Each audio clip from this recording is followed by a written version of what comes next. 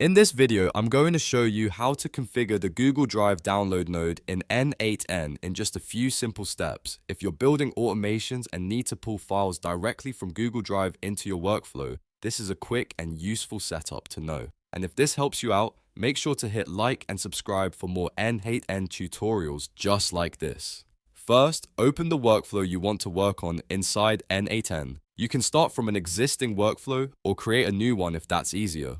Once you're inside the workflow canvas, look over to the nodes panel on the side. From there, search for Google Drive and select it. After you add the node, you'll see the different actions available for Google Drive. Choose Download File. This is the option that tells N8n you want to retrieve a file from your Google Drive account instead of uploading or listing files. Next, click Sign in with Google to connect your account. This will open the Google login flow so you can authorize N8n to access your drive. Once you complete the sign-in process, the node will be connected and ready to use in your workflow. At that point, you can continue building out the rest of your automation and pass the downloaded file into the next node in your sequence. And that's it. You've now configured the Google Drive download node in N8n. If this video helped, don't forget to like, subscribe, and check out the next tutorial for more simple N8n workflow tips.